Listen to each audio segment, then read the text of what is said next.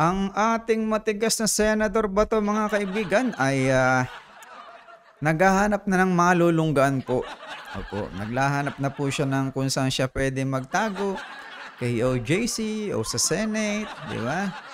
Kay teenager Chis Escudero, nagsasabi na siya. Ayan, yan ang mga paraan niya mga kaibigan. Pero marami ang bundok na pupuntahan. Di ba? Maraming bundok yan. Diyan sa Sulu, diyan sa Maguindanao. Di ba? Na pwede siyang protektahan doon. No. Di ba? Marami naman siyang pupuntahan lungga mga kaibigan. Kaya lang ang pinopront nga lang niya itong Senate. Di ba? Yan lang ang pinopront na alam mo, pagtataguan niya. Pero talagang ang punta niya mga kaibigan, alam niyo, doon sa lugar na halos hindi mapapasok ng PNP. Na kahit na military. Doon nga sa mga, alam niyo yun, mga lugar na may mga MNLF, MILF, di ba? Yung mga diyan niya magtatago mga kaibigan. Hindi niya magtatago dito sa Bisaya, Luzon. Diyan yan sa mga parteng Sulu, kung saan alam mo yun, armado. Diyan niya magtatago mga kaibigan. So, ating pakinggan yung sinabi niya. Kung talagang alam mo, paniniwalaan natin yun na siya ay mabibigyan ng proteksyon ng Senado, eh titingnan po natin, babasahin natin yung Rome Statute dyan. Pero pakinggan muna natin ang sinabi niya. Senator, do you believe that you will get more protection if you win in this race and you are a sitting senator? Of course, we're going to have a first mandate, and I'm sure that would be one of the considerations from from my colleagues as to the decision making on who's going to be the Senate President. Ayun, umaasa siya mga kaibigan kay teenager Chis Escudero. Kaya lang may malaking problema dyan si Bato mga kaibigan kasi hindi naniniwala ang ICC sa mga pinagsasabi niya. Meron kasi problema dyan mga kaibigan. Ito ha, Article 27. Irrelevance of official capacity. Yan, hindi nila binibigyan ng importansya kung senador ka o basahin natin ha. This statute shall apply equally to all persons without any distinction based on official capacity. In particular, official capacity as a head of state or government, a member of a government or parliament, an elected representative, or a government official shall in no case exempt a person from criminal responsibility under this statute, nor shall it in and of itself constitute a ground for reduction of sentence. Kahit pa senador ka, huhulihin ka mga kaibigan. Basta may ground. At hindi nga rin reason na para mabawasan yung sentensya mo dahil senador ka. Diba? Immunities or special procedural rules which may attach to the official capacity of a person, whether under national or international law, shall not bar the court from exercising its jurisdiction over such a person. Yan mga kaibigan na. Yung immunities, yung mga special procedural rules, di ba? Naka-attach daw dun sa official capacity ng person. Nako! Ito, i-apply din to mga kaibigan kay Duterte, di ba? Yung immunities at yung special procedural rules, di ba?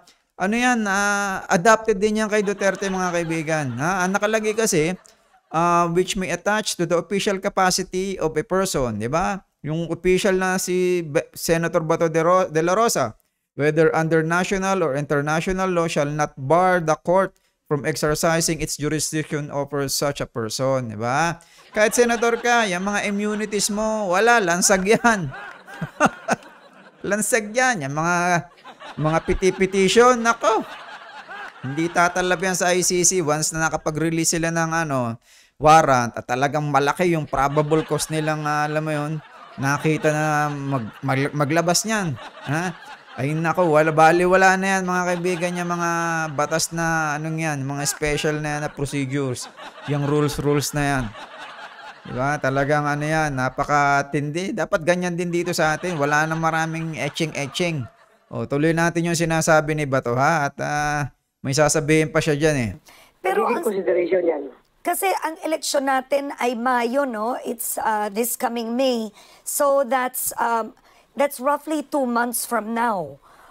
If Yes. a warrant is issued before you are elected, because there is a chance you will get elected with the surveys that have come out, are you saying that you will surrender before the elections take place if a warrant is issued? Karen, I will cross the bridge. Yun, susuko daw siya. He will cross the bridge. Diba? At alam mo yun, mapipilitan na siya tanggapin kung ano man yung dumating na waran sa kanya. Will I get there? All right. Okay, your message. What do you make of the whole arrest of former President Duterte? The whole arrest is unjustified. And it seems to me, it appears to me, more than the ICC, more than the main excuse, which is Interpol, more than them, this government really is hell-bent on having President Duterte shipped to the Hague. Mas interesado sila, mas atat na atat sila na ibiyahin si Paulo Duterte, thereby violating some provisions of the Rome Statute. Yung sinasabi doon, yung Article 59, na dapat President Duterte or the arrestee should be brought to competent judicial authority. Ayun, yung competent judicial authority. Sabi nila, korte daw yun. Pero paliwanag muna natin mga kaibigan na kung bakit si Bato talaga alam mo yun, dapat wag pagtaguan ng Senado. Diba? Yung pagtatago niya mga kaibigan ano yan alam mo yun, sinusubok lang niyang takasan yung pananagutan niya do sa seryosong mga krimen na ginawa nila ni Duterte. Diba? Diba? Pagtatago ay pag-iwas. Diba? Wala nang iba kasing iisipan tao, ba't ka nagtatago? Guilty. Diba? Guilty. Yan ang talaga kasi kung wala kayong kasalanan, napakadali namang talagang makita ng tao yan. Napakadali niyang labanan sa korte pag wala kayong kasalanan.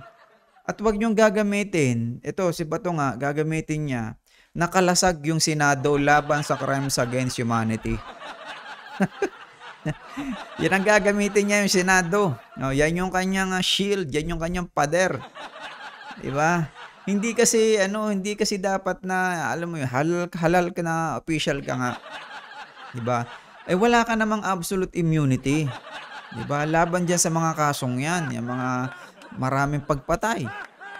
Yung war crimes. War crimes kasi yan Kasi drug war 'Di ba? War on drugs, war. Di war crimes yan. Diba? Hindi yan tulad ng parang bibigyan ka ng parliamentary immunity dyan dahil senador ka. Naku, hindi tatanggapin ng yan. Hindi tatanggapin ng ICC yan sa isang senador. Yan yan kasing mga parliamentary immunity na yan. Sa mga sa mga tawag dito, kasong political, di ba? Yung political persecution. Yung mga minor na krimen, yan, pwede kang magkaroon ng parliamentary immunity dyan. Pero yung mga crimes against humanity, ay malabo ka dyan, yung mga genocide. Libo na matay. Di ba? Kaya nga sinasabi natin mga kaibigan, binasa natin kanina yung Article 27. Iba po ang pananaw ng ICC pagdating sa mga immunity. Diba? Kahit paano ng immunity yung isampal mo sa kanila, hindi sila maniniwala dyan. Hindi sila, tawag dito, nagpapasailalim dyan. Pangulo, senador, general. Yan, diba? Walang exemption dyan sa ICC. Diba?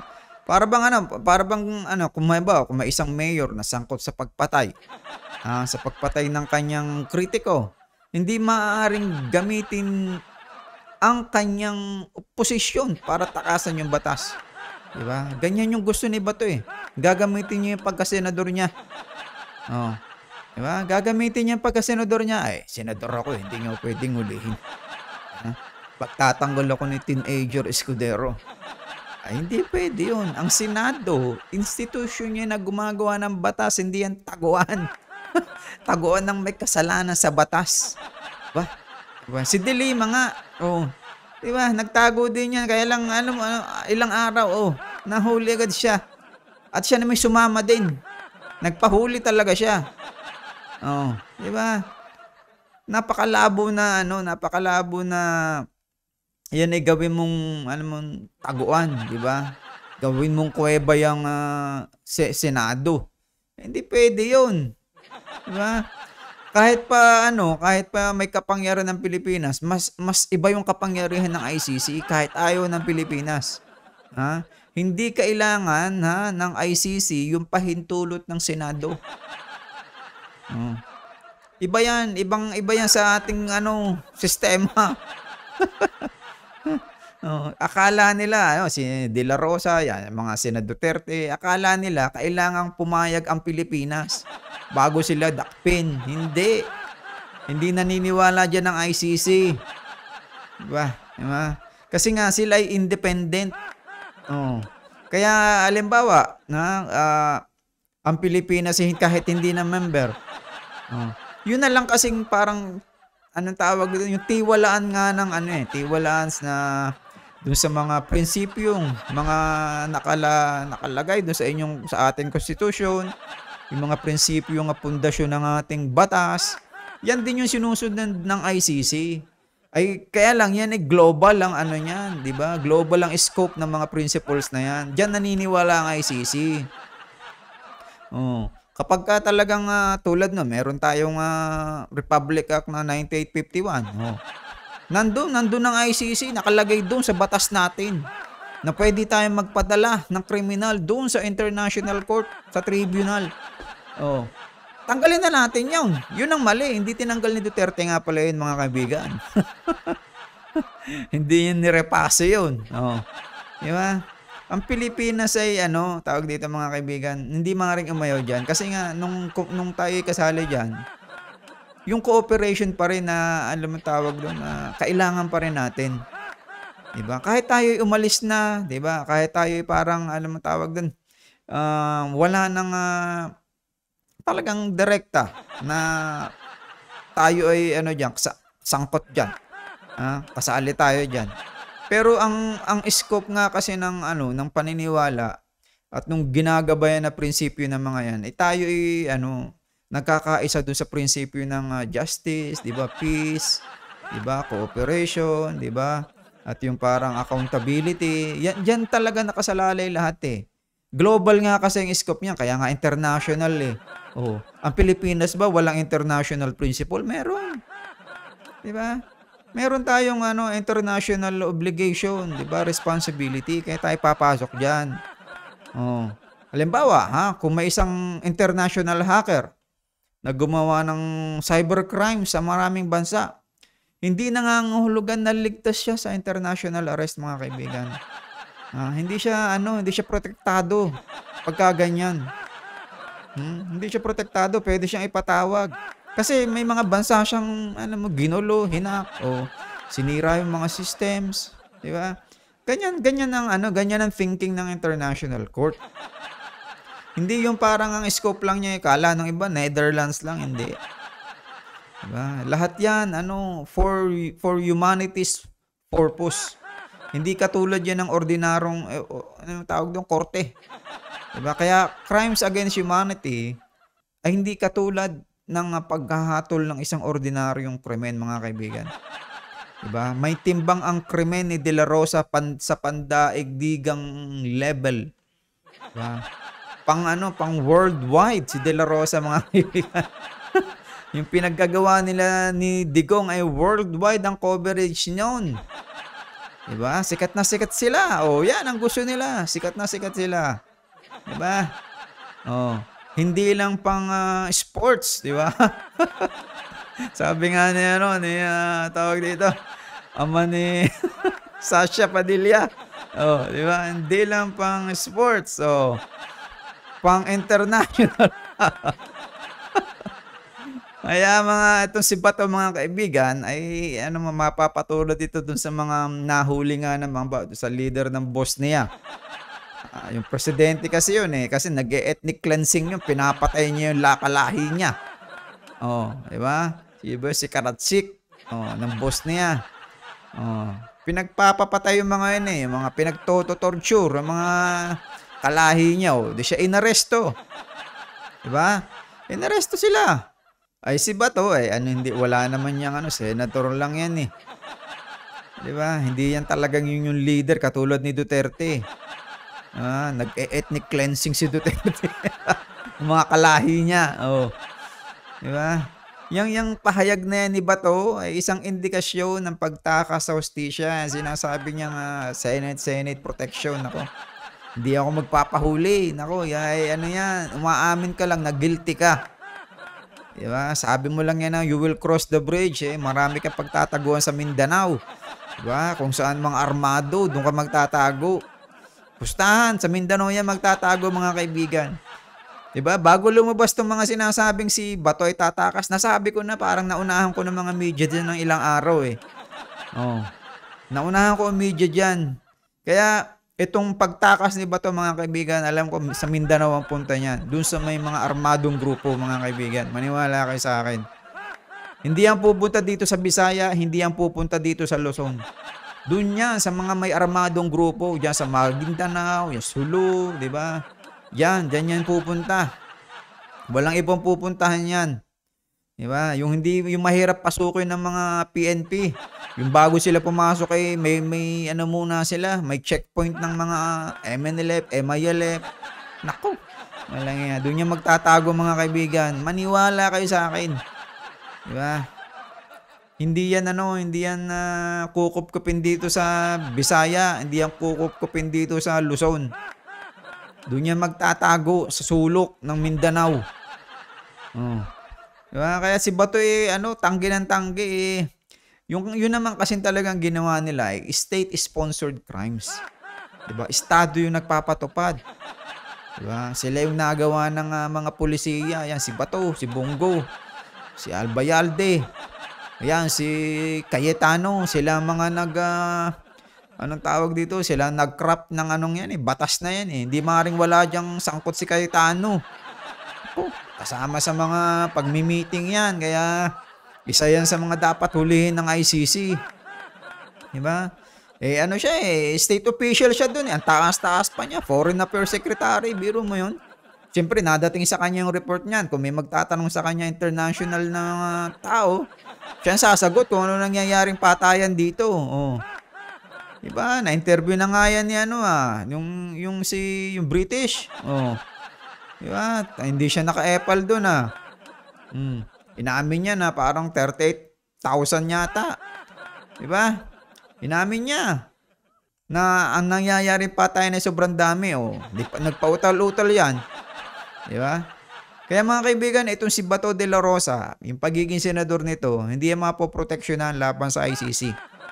Diba? Ang ICC ay may kapangyarihang umusig kahit hindi papayag ang Pilipinas.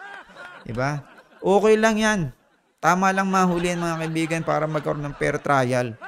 Kasi yung crime against humanity, tagos yan doon sa batas natin mga kaibigan. Tagos ang ginawa ni na Bato sa batas natin. Kulang yung batas natin mga kaibigan. Diba? Kaya yung batas ng buong mundo ang i-apply sa kanila. Diba? Hindi sasapat. Magkakaroon pa dito ng awa sa atin kasi mga emosyonal ng Pilipino Diba? Kaya yung sinasabi ko nga na tagos sa ating national law. Diba? Ginutay ni Duterte at ni Bato de la Rosa yung ating human rights law. Ginutay ng mga yan na parang daga, na parang anay yung ating batas. Diba? Yung hindi pag-usig kay Bato. Yung hindi pagpapahuli diyan. Nagpapaano lang tayo mga kaibigan, nagpapahintulot ng mas malaking krimen sa darating na mga panahon. Pag hindi natin yan na hinuli, hindi natin binigyan ng kaparusahan. Kasi yan yung magiging basehan ng future, yung ginawa nila Diba? Yan ang magiging basehan ng future. O ay bakit sabihin ng mga yung future ng mga leader? Sinabato nga eh. Ginawa yan eh. Oh. Kaya mali din ha. Itong gagawin ni Chis Escudero, mali din na kanlungin niya sa kanyang bisig si Bato sa Senado. Mali din. Hindi yan kanlungan ng mga suspect na kriminal, mga kaibigan. Suspected pa lang naman eh.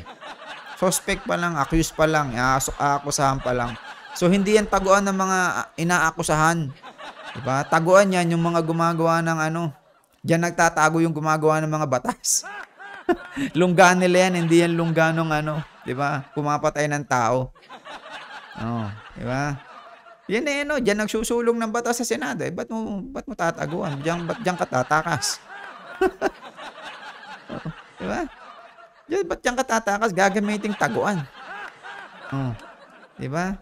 Hindi yan parang ang tawag dito, hindi mo ginagawang parang malinis, hindi mo ginagawang pataasin yung kredibilidad ng Senado kapag diyan ka nagtago ba to.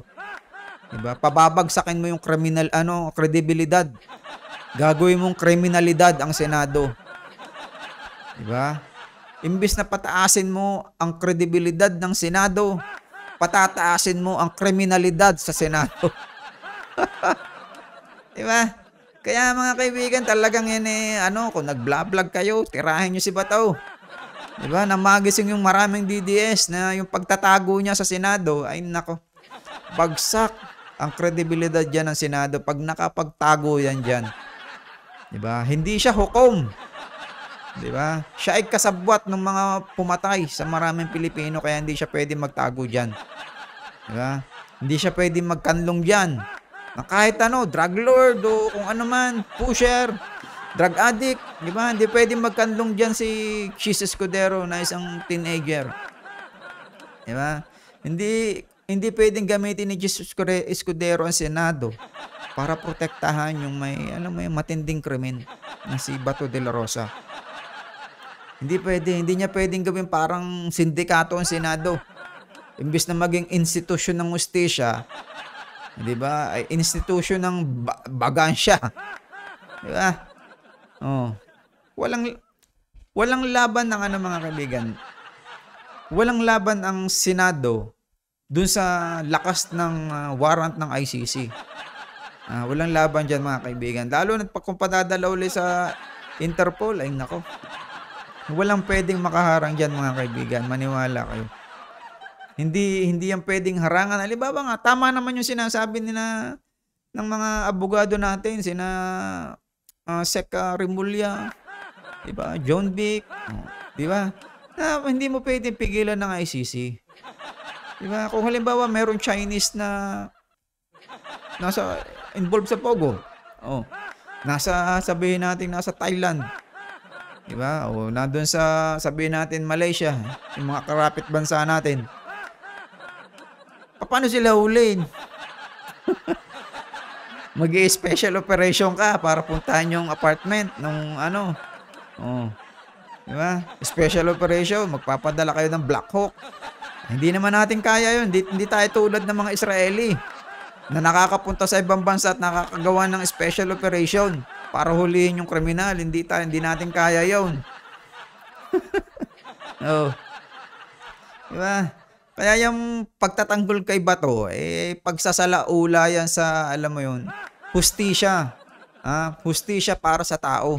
Sinasalaula natin. Diba? Pag pinagtatanggol natin yan si Bato, parang yung kapangyarihan ng gobyerno natin at yung ibang kapangyarihan na napapasa ilalim din tayo, ay pagtatakip sa krimen, mga kaibigan. Diba? Pagtatakip sa krimen. Yung libo-libong nangyaring pang-aabuso. Yung pattern ng pagpatay. Nako, pagka ganyan na pinagtatanggol nyo, wala na. Diba? Wala nang sangkatauhan. Diba? Wala nang magiging mabuti sa sangkatauhan kapag yung malaking porsyento ng tao nagtatanggol dyan sa mga, diba, yung nangungunsinti. Katahasang AJK. Pambihira. Yan, yung mga taga-Davao. Huwag niyong sanggahan yan, mga kaibigan. Diba? Huwag niyong baliwalain yung mga biktima. Diba? Nasaan yung hustisya para sa mga, alam mo yun, nawala? Yung mga pamilya. Hmm. 'Di ba? Sa Latin America, 'di ba? Nagkaroon diyan ng napakatinding, alam mo 'yun, mga patayan din, 'di ba? Naghahanap din ng maraming hustisya mga kaibigan yung gobyerno diyan dahil do sa mga death squads na nangyari diyan. Hmm. Latin America parang ano din 'yan, eh, 'no, malapit-lapit tayong ano diyan, eh, yung status natin diyan sa mga bansang 'yan, eh. Ay, lalo na Argentina, Chile, 'di ba? Naku, ang bihira 'pag lumaban diyan ng, ano, talagang papatayin din ng mga kriminal. Pumapatay din talaga sila, pulis, kakampi ng kriminal. Oh, 'di ba? Kaya itong halimbawa, itong si Chis Escudero naman, mabaling tayo dito sa ating teenager na Senate President. Eh, sisirain din ni Chis talaga, yung buong Senado pagka yan, pinapunta niya diyan si Bato. 'Di ba? Magmumukhang tagapagtanggol siya ng kriminal, ng hindi ng mga tao. Hindi siya kumakatawan sa ating batas, mga kaibigan, at sa hustisya. Kapagka tinanggap niya diyan si Bato na magtago, gawing lungga ni Bato 'yan. Ha? Hindi siya kumakatawan sa atin. Madudungisan ngayon ng Senado yung pangalan niya at pangalan ng Senado. Pareho na yung dalawa, mga kaibigan. Hindi na institusyon niya. Institusyon na ng mga siraulo yan pagka tinanggap mong kriminal lang nagtatago diyan. Yung may malaking kaso. Diba? Harapin na lang talaga nila. Yun ang wala nang ibang wala na naman talaga ibang pupuntahan yan. Napakadali niyang lusutan, di ba? Ipapanalo. Pag matindi naman yung, syempre, depensa mo. Kaya yung ganyan mga nagsasabing, tulad nga ni Bato na magtatago siya sa Senado, mahina ang depensa. Mahina, mga kaibigan, ang depensa. Alam nyo din naman yun, di ba? Wala na siyang depensa dyan, eh. Anong magiging depensa nila? Kaya nga, ang tulad nung kay Duterte, ay yung pagpapadala sa kanya doon, sa Hague. Yun lang ang talagang tinututukan nila, na illegal yung pagpapadala, yung arrest. Diba? Doon lang sila, mga kaibigan, medyo may tsansa. Pero doon sa mga krimen, naku, malabo silang manalo doon. Napakatindi ng ebidensya doon. Saka yung sinasabi kanina ni Bato na yung anong tawag dito, yung competent judicial authority, ay yung bang prosecutor na pupunta doon, ano yung naging function niya? Hindi naman siya nag-collect ng buwis. Diba? Hindi naman siya doon parang sabihin nating laborer ang ginawa niya. Hindi siya doon nag-administer ng alam tawag dito, parang nagbigay siya doon ng research, basta ganon. Diba? Judicial ang naging function ng prosecutor doon. Diba? Kaya yung sinasabing competent judicial authority, yung kasing executive branch, mga kaibigan, meron siyang quasi-judicial function, kung makikita nyo. Diba? Kasi yung mga, executive. Kasi yung mga administrative na ahensyang yan, nag-hold yan ng hearings, nag-hold yan ng para isettle yung mga disputes, yung mga, nag-i-issue sila ng ruling sa mga, tawag dito, sa mga tax, sa mga labor na discussion, meron silang mga kaibigan, quasi-judicial role. Diba? May character silang judicial. Diba? Halimbawa, yung police, halimbawa, yung police discretion, diba? Yung law enforcement official, part yan ng executive. Pero, kailangan mag-decide kung kailan pwede silang mag-aresto ng kung sino. Sila yung mag-a-apply ng batas. Diba?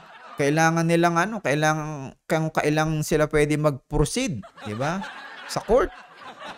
Sila yung parang nagmamanage niyan, Kaya merong quasi-judicial function talaga yung executive.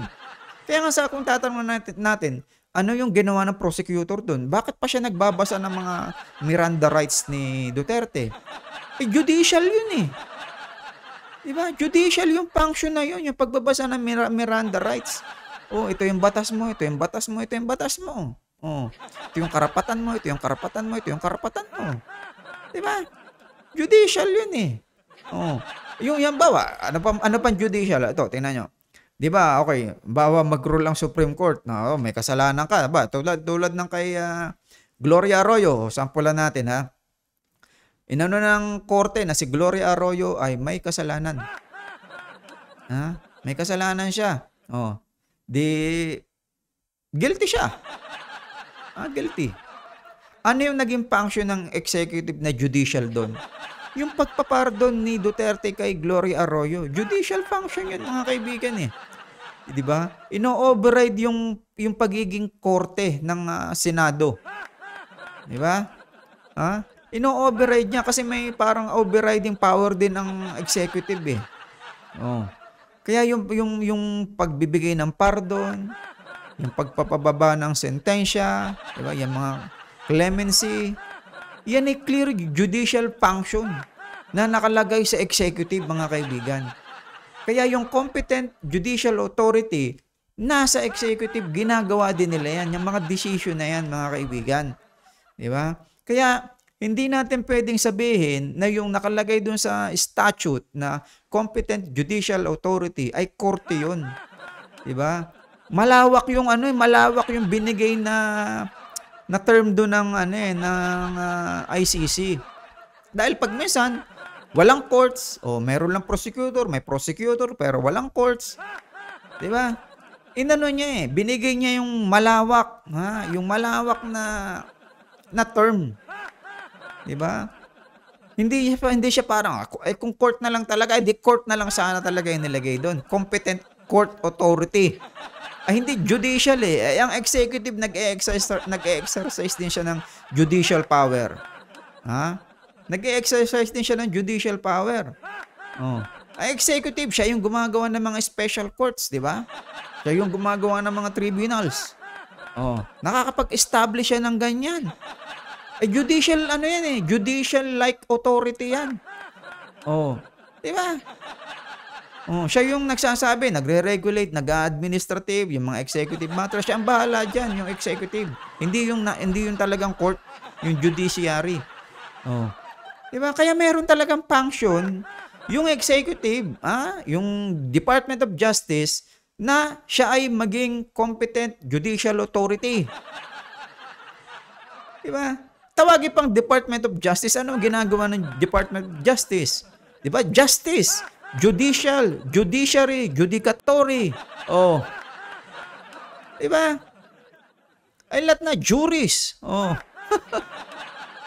Diba kaya nga sinasabi nga natin meron talagang judicial role, may judicial function, may judicial character ang executive.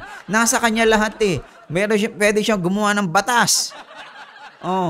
Diba? Hindi kayang gawin ng judiciary. Na yung pulis ay utusan. Sa executive, kaya niya. Pwede siya magbito ng kung anong batas na ibibigay niyo sa kanya at baguhin niya. Di ba? Kaya sa trabaho ng executive, di ba? Siya yung first judge. Sa lahat ng legal disputes, siya yung first judge. Bago magkaroon ng legal case, bago ma-reach siya ng judiciary, yung executive muna ang nag-purpose ruling dyan. Diba? Saan siya nag-purpose ruling? Sa mga ahensya, sa mga law enforcement, diba? Sa mga executive decision. Siya ang nagbibigay dyan ng huling word. Diba? Siya yung final enforcer ng judicial rulings. Kaya judicial talaga siya mga kaibigan. Hindi pwede sabing court yan. Diba? Yung pinagsasasabi nila, dalhin muna sa korte si Duterte. Hindi, mga kaibigan. Malawak po yung pagkakasabi dyan ng ICC. Malamang sasabihin nila, naisip nila, ay walang courts. Pagka may mga pagkakataong walang courts. So, merong ibang authority na may judicial, diba, character. Yun yung sinasabi ng ICC dyan mga kaibigan. May judicial function yung kinakailangan niya na competent din. Kaya nga competent judicial authority. Hindi nangangahulugang yan korte lang. Diba? Ay pinipilit na mga to na parang alam mo yun, dadalhin mo na sa korte. Hindi po. broad po yung broad yung pagkakasabi diyan ng ICC. Dahil siguro nga sinisilip din nila na may mga korteng kalaban ng executive, ang executive kalaban ng korte, 'di ba? Iniisip nila yung maraming anggulo diyan kaya ang niligay na lang nila diyan ay judicial. Kung sinong may function niya na competent. Saka kailangan din talagang mag-decide ng executive ng mabilisan diyan, mga kaibigan. Kailangan nilang mag-decide diyan ng absolute na, alam mo, decision agad. Hindi sila pwede diyan patumpik-tumpik. 'Di ba?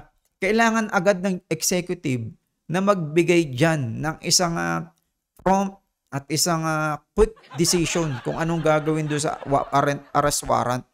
Hindi pwede diyan patumpik-tumpik. 'Di ba? Hindi pwede diyan yung ilang araw pa. Hindi diyan pwede yung slow judicial process. 'Di ba? Magkakamali po, nagkakamali po yung nagsasabi na yung competent judicial authority ay court lang. Hindi po, mga kaibigan. Malabo po 'yun. Ang executive ay isang complete package. 'Di ba? Hindi siya sasabihin natin na anong tawag dito? Na parang leader lang siya. Hindi po, mga kaibigan. 'Di ba? Napakahalaga na siya ay magpatupad ng past judicial act, 'di ba? Past judicial process. Hindi pwede siyang alam mo tawag doon, yung function ng yung nung isang bagay, yung legal issue ay dadaan pa sa slow judicial process, mga kaibigan. Hindi po pwede. Ang executive po may built-in judicial powers talaga yan. Kaya nga yan yung tinutukoy natin, mga kaibigan, na competent judicial authority. Kailangan dyan ng quick response, di ba? On the spot decision making. Na hindi na makawala yung kriminal. Ganon, mga kaibigan. Huwag tayong maniniwala na yung sinasabi nilang dapat madala muna sa korte. Wala po, mga kaibigan. Hindi po totoo yun. Pwedeng i-bypass kasi yun. Pwedeng meron pang ibang pagkuhanan kung bakit hindi na ituloy sa korte. Kung sakali mang gusto nating ipadaan sa korte. Diba? Kaya kung sakasakali man na kayo'y bugbugin ng mga balita, ay si Duterte, kasi nangyayari na nga ngayon. Hindi idinaan sa court. Diba? Yan, sina Panelo. Lahat sila. Yan, si Bato. Diba, sabi nga, yung sinabi ni Bato kanina, competent judicial authority, hindi na siya idinaan doon. Mali po, mga kaibigan. Kasi, ang executive nga po, ay meron siyang quasi-judicial rulings, function. Diba, administrative decision, diba, yung mga rulings agency niya. Pwede niyang i-override ang decision. Diba? Pwede siya mag-pardon, pwede siya mag-clemency, diba? Magbigay ng mga ganyan. Pwede siya mag-create ng mga judicial body. Hindi kayang gawin niya ng tawag dito. Hindi ng korte, ng judiciary. Siya ang unang nagdedesisyon. Siya yung unang layer ng pagdedesisyon. Hindi muna nataan niya sa judiciary. Kanya. Kanya din yung huling control sa pag-enforce. Kaya malapakalawak, mga kaibigan, ng executive. Diba? Napakalawak ng executive. Hindi lang siya basta not officially judiciary. Diba? Hindi lang siya ganyan. Diba? Built-in talaga sa kanya, yung mga role na yan. Yung separation kasi ng power, mga kaibigan, hindi yan absolute, hindi yan talagang judiciary, senate, o executive lang, hindi, mga kaibigan. Diba? May mga degree siyang mga yan na yung power ng iba, ay na-exercise din nila sa iba, mga kaibigan, do sa ibang body. Nakakapag override sila. Kaya nga yung executive acts, yung judiciary function na yan, yan ay tawag dito, judicial like decision yung ginagawa ng mga prosecutor na galing sa Department of Justice. Diba? Hindi nga lang sila nakasuot ng parang mga judges sa korte. Hindi lang sila nakasuot ng ganun, pero may judicial-like function. Oh. Kaya yung sinasabi ni Bato na competent judicial authority, ginawa yun nung prosecutor na galing sa Department of Justice. Oh. Diba? Kaya sinasabi ko na nga, ano bang function talaga ng Department of Justice? Tanggalin na lang yan. Diba? Tanggalin na lang yan kung hindi rin pala judicial yan. Na, maghukay na lang sila sa sa Malacanang. Oh, yan na lang gawin natin sa kanila. Isama na lang natin sila sa MMDA. Oh. Diba? Ano pa magiging function ng Department of Justice? Judicial nga lang talagang function yan.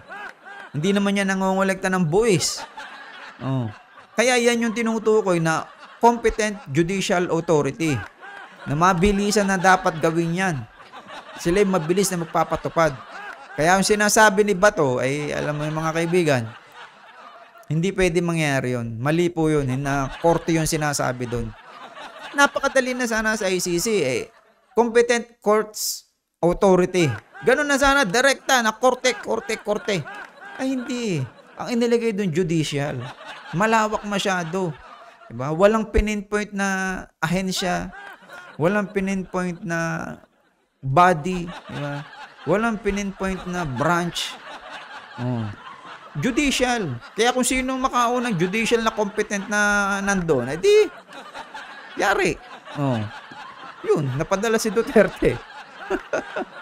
Mga kaibigan na tayo nagkakatuwiranan lang. Siyempre, kailangan kasi natin gawin to. May alam mo yun, marami talagang May mga lawyer kasi magagaling magsaulo, di ba? Pero alam mo yun, yung pag-i-interpret, hindi lang tayo naging abogado, di ba? May edad na rin, pero graduate na yun ng political science, di ba? Oh, napasabak na nga lang sa kung anong isang uri ng trabaho. Pero, di ba? Kanya-kanya lang tayong dyan pangunawa ng, alam mo yun, ng malawak, di ba? Kung ano yung pinakamalapit. Kaya nga sabi ko, yung mga may nakikita ko, napakagagaling magsaulo, pero mahina naman sa, alam mo yung pangangatwiran. Di ba? Mahina sa pangangatwiran, mahina sa mga, ano bang tawag dito? Yung paghahanap ng pinakamalapit na tamang paliwanag. Yan, paano nila bibigyan ng sari-saring, anong tawag dito? Mga kasagutan. Oh, tama naman yung sinasabi, 'di ba? May nga lang ang tawag doon. Masyado lang may kasama din pamumulitika.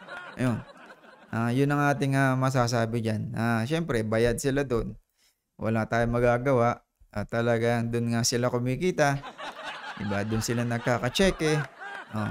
Walang halaga sa kanila yung mga biktima o mga 'di ba? Nabigyan ng mga karahasan. Bali wala sa kanila 'yon. 'Di ba? Bali wala sa kanila 'yon.